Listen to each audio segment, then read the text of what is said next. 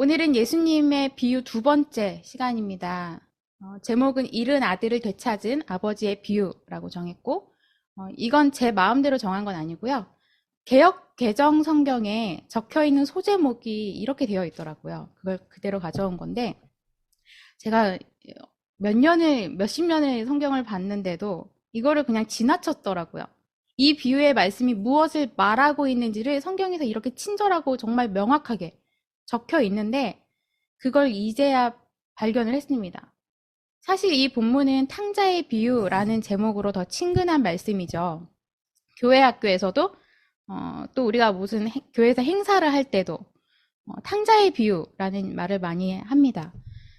그런데 이 제목은 자칫하면 이 비유의 주인공이 마치 탕자인 것으로 오해를 하게 할 수 있기 때문에 제가 의도적으로 제목을 좀 바꿨습니다. 소위 말하는 탕자의 비유 설교의 대부분은 두 아들, 남주는 둘째 아들이죠. 그리고 서브 남주, 첫째 아들. 이 두 아들의 포커스가 맞춰져 있습니다. 그래서 대부분이 이 비유를 이해하기를 탕자가 아버지를 떠나 허랑방탕하게 살다가 회개를 하고 돌아왔더니 아버지가 문 밖에 서서 기다리다가 맞아주셨다. 그러니까 우리도 회개하고 아버지께로 돌아가자라는 교훈적인 메시지. 그리고 그와 더불어서 집 나간 둘째만 탕자인 줄 알았는데 첫째 아들도 또 다른 탕자였다라는 반전을 통해 경각심을 주는 메시지로 이 말씀을 이해하고 있습니다. 하지만 이 비유는 탕자가 주인공이 아니라 아버지가 진짜 주인공이라는 사실을 말이죠.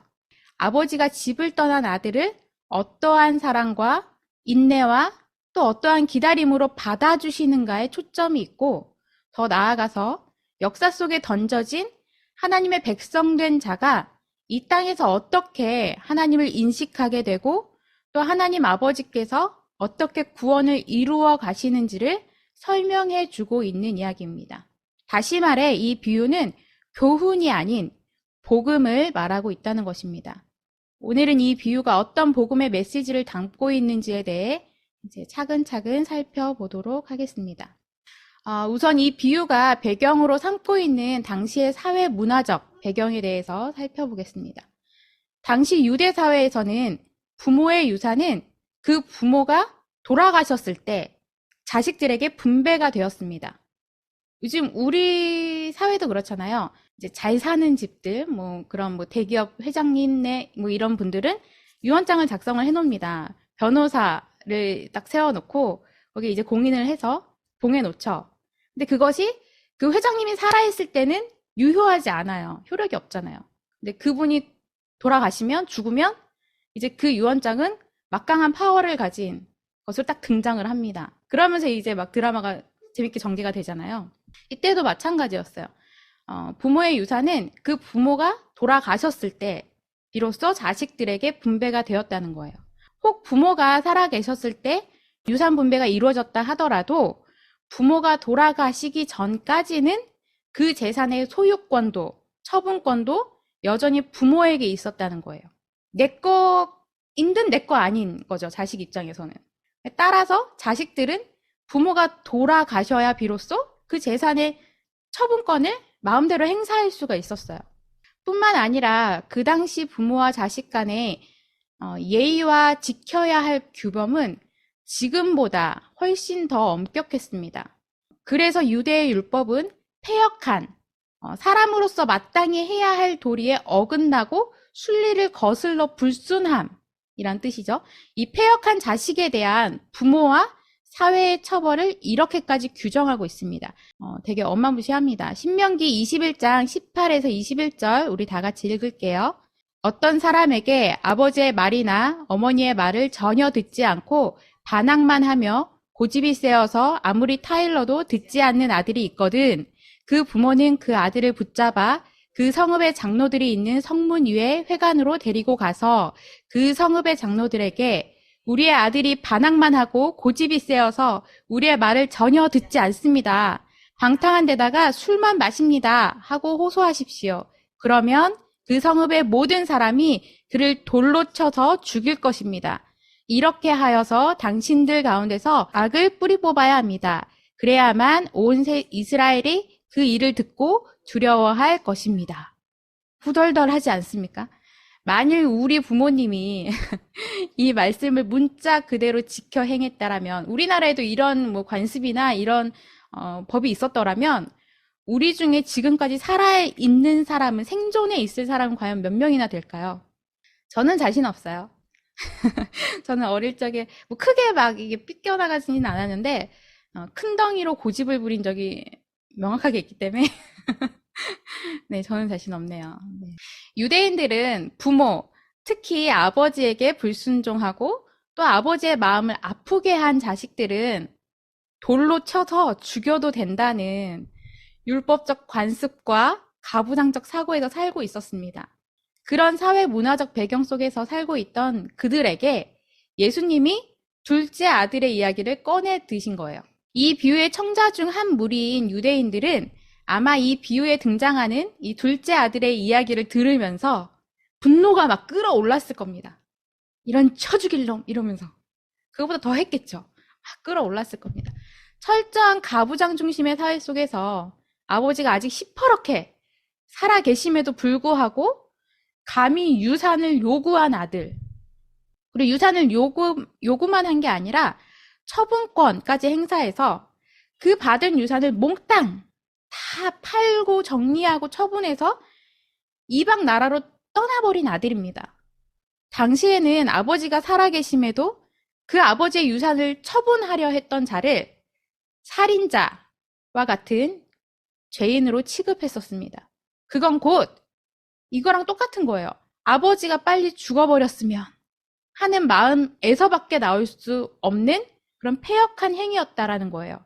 그렇기 때문에 그런 자는 아버지를 죽인 그 살인자로 취급을 했던 그런 시대였습니다. 그런 시대에 예수님이 그 둘째 아들을 이제 이야기를 던지신 거예요. 그렇다면 다음으로 살펴볼 것은 예수님께서 누구에게 이 말씀을 하고 있는가입니다. 굉장히 중요한 거예요, 이거는. 그 청중이 누구인가, 그 대상이 누구인가는 굉장히 중요하죠, 이야기에서. 그것을 알기 위해서는 누가복음 15장의 그 처음 부분으로 다시 가봐야 됩니다. 누가복음 15장에는 총 3가지의 비유가 연속해서 나와요. 그 3가지의 비유가 모두 동일한 청중에게 하신 하나의 주제로 된 하나의 이야기예요. 그 이야기는 이렇게 시작이 됩니다. 누가복음 15장 1절에서 3절 우리 같이 읽을게요. 세리들과 죄인들이 모두 예수의 말씀을 들으려고 그에게 가까이 몰려들었다. 바리새파 사람들과 율법 학자들은 투덜거리며 말하였다. 이 사람이 죄인들을 맞아들이고 그들과 함께 음식을 먹는구나. 그래서 예수께서는 그들에게 이 비유를 말씀하셨다. 예수님께서 말씀하신 그들, 그 대상이 누구인지를 분명히 알려주고 있습니다.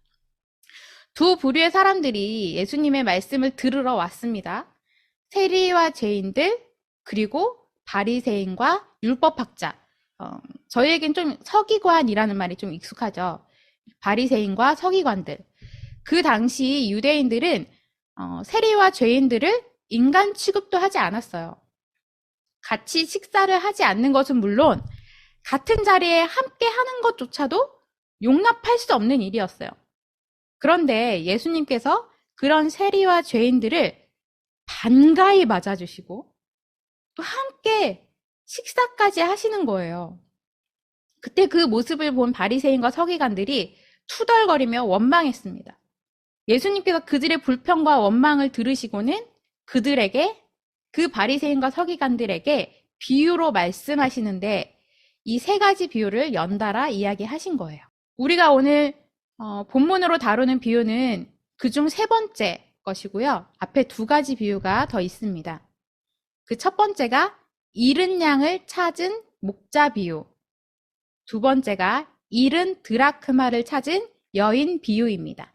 사실상 마지막에 등장한 이 3번째, 잃은 아들을 되찾은 아버지 비유가 누가복음 15장의 결론에 해당하는 부분인 거예요.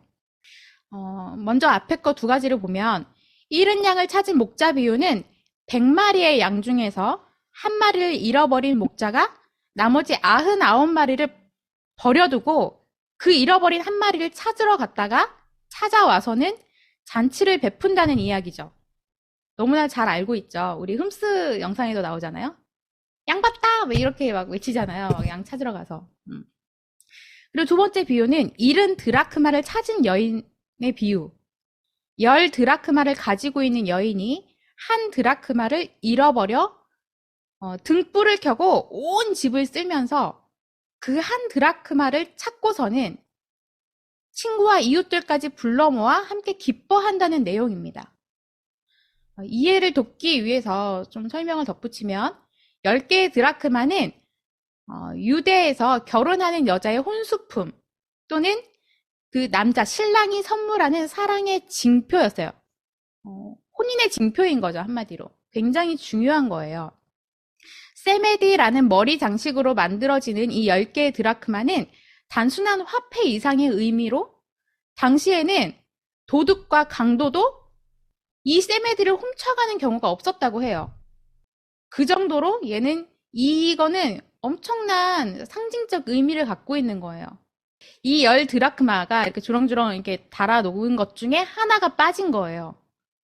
여러분 같으면 어떻게 하겠어요? 저 같으면 꼼수를 부릴 수도 있을 것 같아요. 찾다가, 그러면 그냥 동전 하나 다른 거 비슷한, 이렇게 하다가 이렇게 딱 달아 놓을 것 같아요.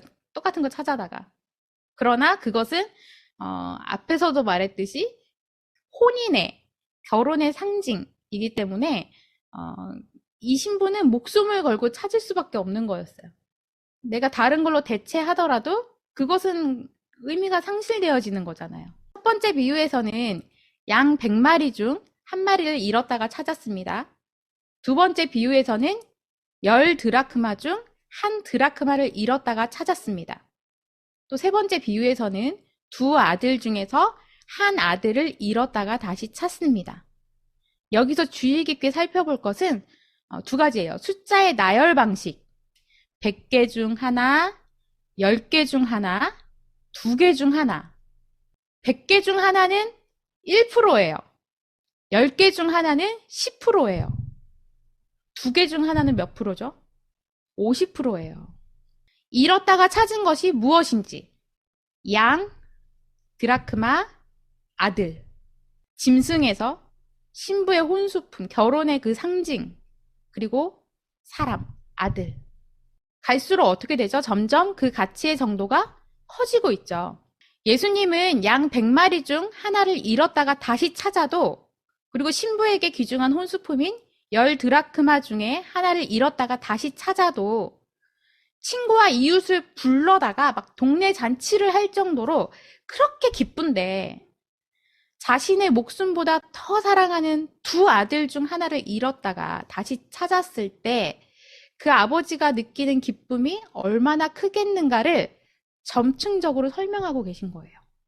저는 자녀가 없어서 솔직히 100% 공감은 못해요. 잘 안 돼요. 솔직히 말씀드리면 안 돼요. 하지만 엄마, 아버지 되시는 여러분들은 이 아버지의 마음이 공감이 가시지 않으십니까? 두 자녀인 분들이 꽤 있고, 세 자녀, 네 자녀인 분들도 계세요. 그럼 그러나 2명이든 3명이든 4명이든 하나를 잃었다가, 정말 죽은 것처럼 잃었다가 다시 찾았어요. 그러면 얼마나 기쁘시겠습니까? 에이, 잘됐다. 그 꼬라지 보기 싫었는데. 이러십니까? 잃었던 아들을 찾은, 아니 성경의 표현대로 하자면 죽었던 아들이 살아 돌아온 그 기쁨은 양 한 마리 찾는 것과는 비교할 수도 없는 엄청난 기쁨이라는 것을 말하고 있는 거예요. 예수님은 이 세 가지 비유를 통해 인간의 구원을 향한 하나님 아버지의 깊은 관심과 애정을 설명하고 계신 겁니다. 인간의 역사 속에서 하나님이 관심을 가지시는 것은 선택한 자들, 곧 하나님의 백성으로 예정하신 자들의 구원과 그 백성을 통한 하나님 나라의 완성, 이 두 가지입니다. 이 세 가지 비유의 공통점은 무언가를 잃어버리고 다시 찾게 된다는 것이죠. 공통점이 있어요. 무언가를 잃어버렸다가 다시 찾아요. 우선 첫 번째, 두 번째 비유의 결말을 먼저 살펴볼게요. 15장 7절, 10절의 말씀인데 우리 같이 읽겠습니다. 내가 너희에게 말한다. 이와 같이 하늘에서는 회개할 필요가 없는 의인 99보다 회개하는 죄인 한 사람을 두고 더 기뻐할 것이다. 내가 너희에게 말한다. 이와 같이 회개하는 죄인 한 사람을 두고 하나님의 천사들이 기뻐할 것이다. 잃어버린 드라크마가 주인을 찾은 적이 있나요? 없습니다. 막 양 그 한 마리가 어떻게 발견이 됐죠? 막 주인을 찾아 헤매다가 막 집 근처에 와서 발견이 됐나요? 아니죠. 어디 저 벼랑 끝에 막 구석탱이에 쪼그리고 무서워 떨며 하고 있는 그 아이를 찾잖아요. 양을 잃어버렸던 목자가 나머지를 두고 그 잃은 양을 찾아 다녔던 것이었고, 또 한 드라크마를 잃어버렸던 여인이 등불을 들고 온 집안을 샅샅이 쓸면서 잃어버린 드라크마를 열심히 찾았던 거예요. 그런데 7절과 10절에서 예수님은 그렇게 주인에 의해 찾아진 것들이 회개를 한 것이라고 말씀하고 계세요. 좀 생뚱맞지 않으십니까? 뭔가 연결이 뭐지? 싶은 그런 좀 뭔가 앞뒤가 안 맞는 듯한 느낌이 있어요. 근데 이거는 이제 분명히 이제 비유니까 무언가를 말씀하시는 거죠. 지금까지 여러분이 회개를 어떻게 이해하고 계셨나요? 잘못을 뉘우치고 고치는 것, 뭐 반성하는 것, 하나님께로 방향을 돌이키는 것, 아니면 탕자가 그랬듯이 스스로 돌이키는 것, 이 모든 것은 회개의 주체가 누구인 것처럼 보이죠? 나죠. 내가 잘못을 뉘우치고 어떤 사건에 의해서 잘못을 뉘우치고 고치게 되는 것, 내가 하나님께로 향하지 못했던 방향을 돌이키는 것, 뭐 이렇게 주체가 나인 것처럼 보입니다. 그러나 결코 회개의 주체는 내가 아닙니다. 앞선 두 비유를 통해 예수님이 말씀하신 회개의 개념은 그것과는 전혀 다릅니다. 회개는 찾아지는 쪽, 그러니까 비유에선 양, 드라크마죠. 찾아지는 쪽에서 만들어내고 내어놓는 게 아니라 찾는 쪽, 목자, 여인이죠. 그 찾는 쪽에서의 열심에 관한 개념이라는 거예요, 회개는. 이것을 염두에 두고 이제 오늘의 본문, 이 세 번째 비유로 가보겠습니다. 17절, 18절 우리 같이 읽을게요. 이에 스스로 돌이켜 이르되 내 아버지에게는 양식이 풍족한 품꾼이 얼마나 많은가. 나는 여기서 줄여 죽는구나. 내가 일어나 아버지께 가서 이르기를 아버지 내가 하늘과 아버지께 죄를 지었사오니 라고 나옵니다. 여기서 주의해야 할 부분이 스스로 돌이켜 라는 말입니다. 문자 그대로만 보면 회개의 주도권이 둘째 아들에게 있는 것처럼 보여요. 하지만 그렇지 않습니다. 스스로 돌이켜라고 번역이 된 그 원어를 직역해 보면 자기 자신을 되돌아보았다, 자기 자신을 거울로 비추어 보았다라는 뜻이에요. 돼지우리에서 뒹굴면서 쥐염 열매라도 먹어보겠다고 그 돼지들과 진흙탕 싸움을 하고 있던 둘째 아들이 어느 순간 자신의 모습을 거울로 비추어 보듯이 자신이 돼지와 같은 삶을 살고 있었다는 것을 깨닫게 되었다는 그런 뜻이에요. 인식의 전환이 일어난 거죠.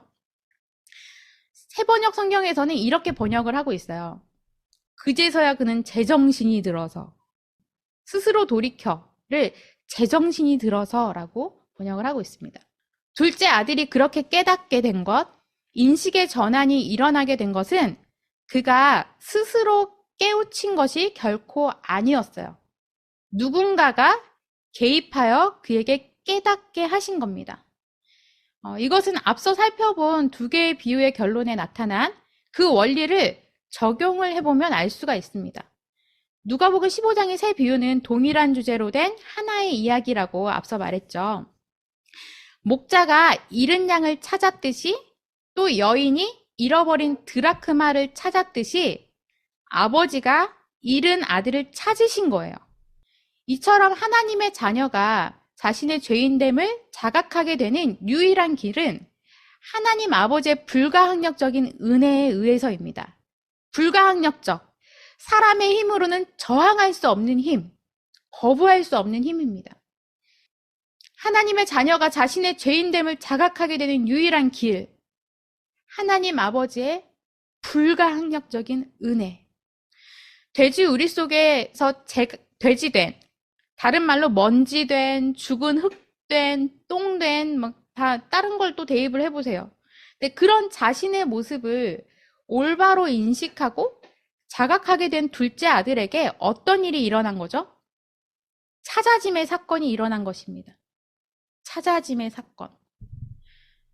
둘째 아들이 한 것이라고는 자기에게 주어진, 자기가 받아온 그 아버지의 재산을 가지고 자기 자신의 행복과 쾌락을 위해서 돼지처럼 산 것밖에 없어요. 그런데 어느 날 아버지의 마음이 그에게 임하여, 아버지의 마음이 그에게 뚫고 들어와서 그가 자신의 돼지됨을 바라보게 하였던 겁니다. 누가복음 15장의 이 세 비유를 통해 회개의 개념을 다시 정리해보면, 회개란 하나님 아버지의 불가항력적 은혜로 말미암아 하나님을 떠나 스스로의 행복과 만족을 추구하며 사는 그 돼지 우리 속의 돼지 같은 삶, 자신이 추구하는 모든 세상의 힘들은 돼지가 먹는 쥐염 열매라는 것을 올바로 자각하게 되는 것을 말합니다. 뭐에 의해서? 하나님의 불가항력적 은혜로 말미암아. 예수님은 유대인들이 인간 취급도 하지 않던 세리와 죄인들을 이 비유 속 둘째 아들 안에 집어넣어서 바리새인과 서기관들에게 무언가를 말씀하고 있는 거예요. 너희들 지금 그 둘째 아들의 행위에 대해서 그를 죽이고 싶을 만큼 분노하고 있지? 맞아. 그 둘째 아들도, 그리고 여기 모여든 세리와 죄인들도 그렇게 돌에 맞아 죽어도 싼 자들이야. 그런데 하나님 아버지의 은혜와 사랑은 그런 자들의 더러움까지도 모두 덮어버릴 만큼 위대한 거란다. 그 둘째 녀석은 잠시 잃어버려진 것이고 아버지에 의해 다시 찾아질 거란다. 그게 바로 하나님 아버지의 사랑이야. 라고 말씀하시는 거예요.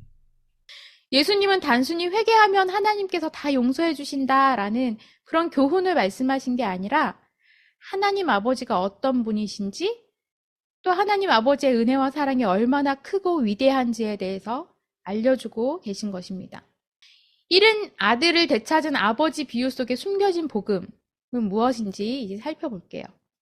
둘째 아들이 돌아와서 이제 아버지와 만나는 그 장면, 그 극적인 장면으로 가보겠습니다. 20절.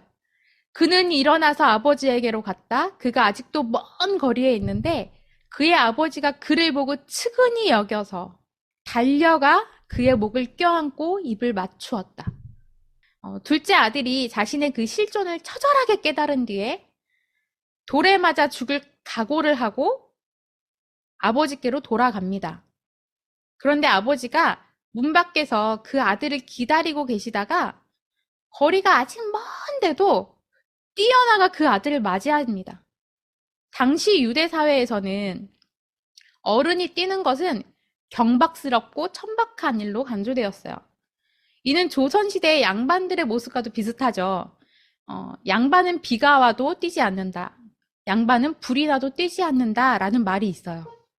그만큼 양반으로서의 체면을 목숨보다 중요시했다라는 거예요. 불이 났으면 뛰어야죠. 비가 와서 안 뛰는 건 그나마 좀 이해를 해요. 근데 불이 나면 뛰어야죠. 근데 안 뛰어, 양반은. 왜? 양반이니까. 그런데 당시 가부장 중심의 사회를 사는 유대인이었던 그 아버지가 저 멀리 둘째 아들을 발견하자마자 뛰어가는 거예요. 왜 그랬을까요? 아들이 돌아와 준 것만으로도 너무 기뻐서? 가출했던 그 아들이 너무 보고 싶어서 그랬을까요? 그 이유는 당시 이 비유의 청중이 누구였는가의 답이 있습니다. 이 비유의 진정한 청중인 바리새인들과 서기관들은 둘째 아들이 아버지가 사는 동네로 돌아갔다는 그 예수님의 말씀을 들으면서 다음으로 어떤 장면이 막 펼쳐지길 기대하고 있었을까요? 동네 사람들에게 발견된 그 아들이 온 동네 사람들에게 둘러싸여서 돌에 맞아 처절하게 죽어가는 그 장면을 누구나 기대하고 있었을 겁니다. 그게 마땅한 것이었으니까. 둘째 아들이 저지른 일, 곧 아버지의 목숨과 같은 그 유산을 물려받아 멋대로 처분하여 허랑방탕하게 허위해 버린 것은 당시 유대 관습 속에서는 10번이고 100번이고 1000번이고 죽어 마땅한 죄였기 때문이에요. 누구든 발견하는 즉시 돌멩이를 집어 던져 즉결 심판을 집행해도 사회적 무리는커녕 그것은 오히려 율법을 지키는 선이었습니다. 그런 관습을 너무나 잘 알고 있었던 아버지였기 때문에 명예도 체면도 다 포기하고 수치를 당할 것이 분명함에도 불구하고 달릴 수밖에 없었던 거예요. 아버지는 그 아들이 다른 사람들에게 발견되어 돌에 맞아 죽기 전에 가장 먼저 달려나갔던 거예요. 이런 아버지의 행동을 어느 자비로운 아버지의 큰 사랑과 용서 정도로만 그 의미를 해석해서는 안 됩니다. 바로 이 부분이 이 비유가 말하는 복음의 핵심이 되는 부분이기 때문이에요. 어째서 그럴까요? 24절과 32절 그 아들을 맞이하면서 또 큰아들에게 했던 그 아버지의 말을 같이 읽을게요. 나의 이 아들은 죽었다가 살아났고 내가 잃었다가 되찾았다. 그래서 그들은 잔치를 벌였다. 그런데 너의 이 아우는 죽었다가 살아났고 내가 잃었다가 되찾았으니 즐기며 기뻐하는 것이 마땅하다. 이 두 구절에서 아버지는 집을 나갔다가 돌아온 그 둘째 아들을 죽었다가 살아난 자라고 말합니다. 죽었다가 살아난 자. 앞서 말했듯이 아버지의 유산을 받아 자기 마음대로 아버지를 떠나 자신의 쾌락과 행복만을 위해 살았던 둘째 아들은 율법에 의해 죽어 마땅한 자였습니다. 그런데 아버지가 일방적으로 그 아들을 죽었다가 다시 산 자라고 선언을 해버립니다. 둘째 아들이 진짜로 죽었다가 살아났나요? 아니죠. 그런데 아버지는 그렇게 선언해버립니다. 이미 죽었으니 더 이상 그 죄를 가지고 송사하지 말라는 일방적인 선언인 것입니다. 우리는 모두 둘째 아들처럼 죽어 마땅한 자들입니다. 그런데 하나님 아버지께서 너희는 이미 벌을 받아 죽었다 라고 선언을 해버리신다는 말이에요. 그리고는 아버지가 다시 살려내셨다는 거예요. 어떻게? 아버지가 대신 죽으심으로. 아버지는 돌에 맞아 죽어야 하는 그 아들이 동네에 들어서자 그가 처해질 상황, 곧 돌에 맞아 죽게 될 것을 직감하셨죠. 그래서 뛰어가신 거예요. 그리고는 아들을 감싸 안아버림으로 아들에게 던져질 그 돌들을 아버지가 대신 맞아내는 그 수모, 그 죽음을 아버지가 대신 당하십니다. 죽어 마땅한 나를 대신하여 죽으신 아버지, 누가 떠오르십니까? 죽어 마땅한 나를 대신하여 죽으신 아버지, 그 모습 속에서 누가 떠오릅니까? 이 비유는 이렇게 예수 그리스도의 십자가를 그림으로, 모형으로 설명하고 있는 것입니다. 예수님이 우리 대신 죄인이 되셔서 스스로 심판과 정죄를 받아버림으로 우리의 모든 죄에 대한 효력을 없애버리셨습니다. 그래서 돌에 맞아 죽어 마땅한 죄가 있음에도 불구하고 우리는 용서를 받아버린 거예요. 하나님 아버지의 일방적인 은혜 속에서 우리에게 베풀어진 구원, 이 복음의 이야기가 잃은 아들을 되찾은 아버지 비유가 담고 있는 핵심 중의 핵심입니다. 이제 이 비유의 마지막으로 이제 치닫습니다. 이 비유의 마지막을 장식하고 있는 또 하나의 아들이 있습니다. 서브남주. 이 첫째 아들이 1차적으로 가리키고 있는 이들은 이 비유의 그 청중인 바리새인들과 서기관들이었어요. 그리고 이 첫째 아들 역시 하나님의 자녀인 우리들의 패역한 모습을 보여주는 또 다른 모형으로 등장하는 것이죠. 겉으로 드러난 모습만 보면 첫째 아들은 둘째 아들과는 사뭇 달라 보입니다. 그죠? 둘째가 자기 몫을 가지고 나가서 허랑방탕하게 사는 동안 첫째는 어떻게 했죠? 첫째는 아버지의 밭에 나아가 열심히 일하고 또 아버지를 모시고 아버지의 말씀에 순종하며 사는 듯이 보입니다. 실제로 그렇게 살았어요. 그런데 어느 날 열심히 일을 마치고 돌아와 보니 집에서 잔치가 벌어지고 있는 것을 이제 목격하게 돼요. 그런데 죽어 마땅한 죄를 지은 동생이 돌아온 것을 환영하는 잔치라는 사실을 알게 되자 이 첫째 아들은 분노합니다. 어떻게 자기처럼 성실한 사람에게는, 성실한 아들에게는 단 한 번도 베풀어주지 않은 그 잔치를 돌에 맞아 죽어도 싼 놈에게 베풀어줄 수 있냐는 것입니다. 어떻게 보면 되게 합당한 말 아닌가요? 그 첫째 아들의 입장에서 당연히 뿜어낼 수 있는 그런 말이었죠.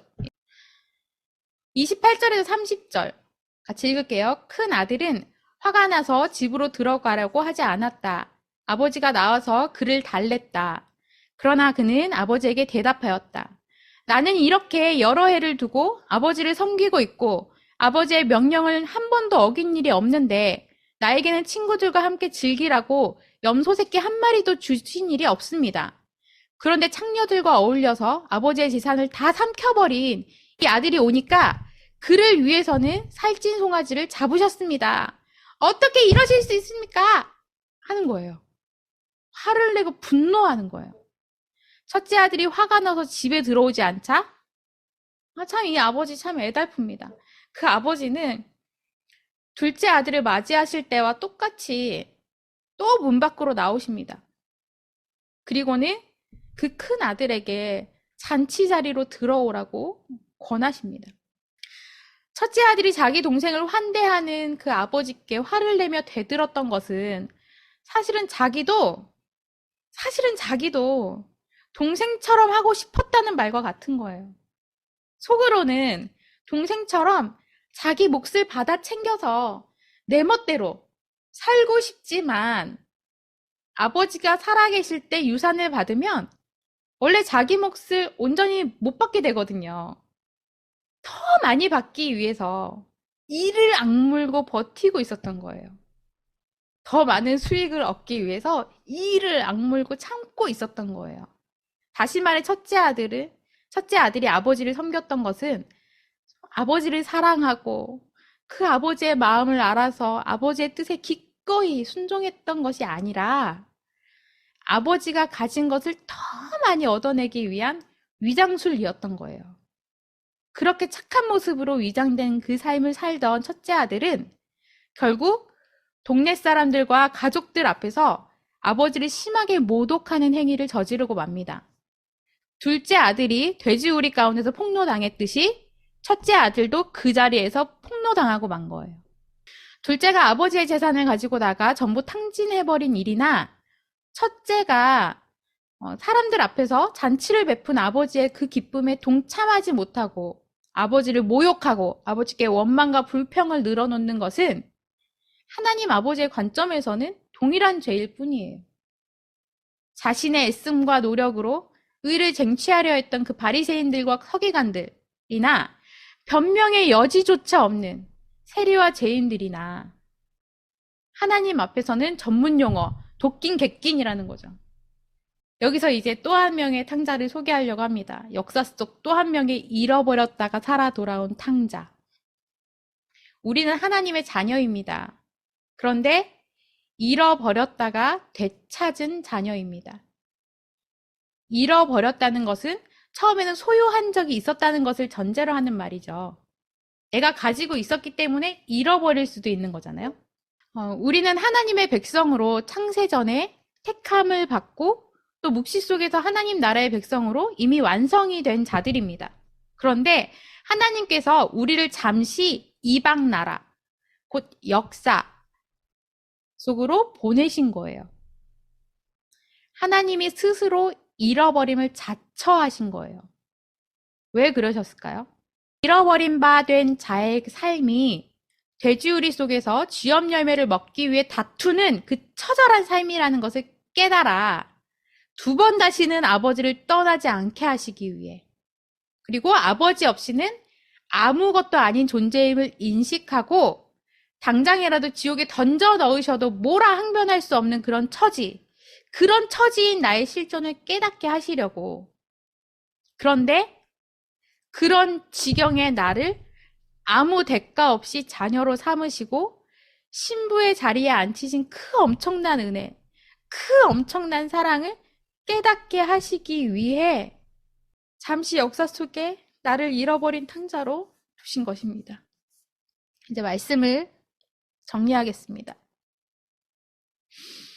이 비유에 등장하는 두 아들 모두 돌에 맞아 죽어 마땅한 탕자입니다. 그럼 빼박이에요. 둘 다 죽어 마땅한 자들이에요. 그런데 그들의 모습이 내 안에 고스란히 담겨 있다는 이 불편한 진실, 인정하십니까? 저는 솔직히 말해서 몇 년 전까지만 해도 인정할 수 없었어요. 적어도 난 둘째는 아니다. 첫째인 것 같아. 되게 열심히 주어진 그 틀 안에서, 규칙 안에서 사는 성격이거든요.